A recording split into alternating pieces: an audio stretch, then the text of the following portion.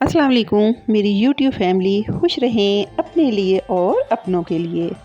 और आज मेरे साथ इस सुपर डुपर अमेजिंग और वेरी इंटरेस्टिंग इंफॉर्मेटिव वीडियो को एंजॉय कीजिए। फ्रेंड्स, आज की वीडियो में मैं आपके साथ शेयर करूंगी कि किस तरह हम काले चनों को तकरीबन 5 से 7 मिनट में रुई की तरह नरम बना सकते हैं।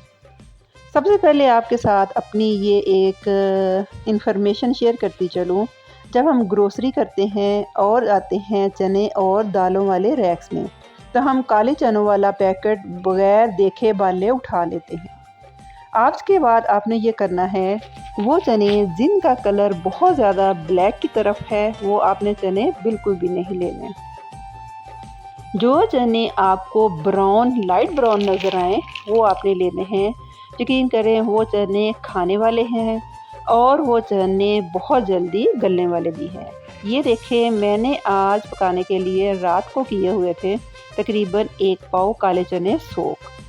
सुबह उठ कर मैंने उनको धो लिया। देखें, इनका कलर ब्लैक बिल्कुल नहीं है, ये है बड़े ब्राइट ब्राउन कलर के काले चने। जी, अगर आप ब्लैक लेंगे तो वो तकरीबन गलने में आधा पौना घंटा लेंगे। अगर आप ये ब्राउन चने लेते हैं तो ये 5 से 7 मिनट में हमारे चने रुई की तरह सॉफ्ट और नरम होंगे और इनका जायका भी आपको दूसरे चनों की निस्बत ज़्यादा अच्छा और हेल्दी लगेगा। ये देखिए, मैंने तकरीबन इन चनों को कुकर में डाला और 1 गिलास पानी डाला। आपको पता ही चल रहा होगा। इसमें मीडियम साइज़ के डाल ले 2 प्याज, 10 से 12 मैंने डाल दिए इसमें लहसुन के जवे और अपने टेस्ट के मुताबिक मैंने सारी सीजनिंग बहुत सिंपल डाल के इनको लगा दिया वेट। जितनी देर में हमारा ये लहसुन प्याज गलेगा उतनी देर में हमारे चने भी बहुत जल्दी सॉफ्ट हो जाएंगे। चेक करें ये 7 मिनट में कितने रुई की तरह ये नरम चने तैयार हो गए हैं।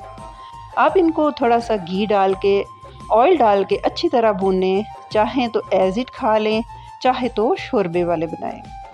आज हमारे घर में पकने थे जो शोरबे वाले, साथ बनने थे वाइट राइस। ये देखें, तकरीबन जितनी देर में आलू पककर तैयार होते हैं उतनी देर में हमारे चने पककर तैयार हैं।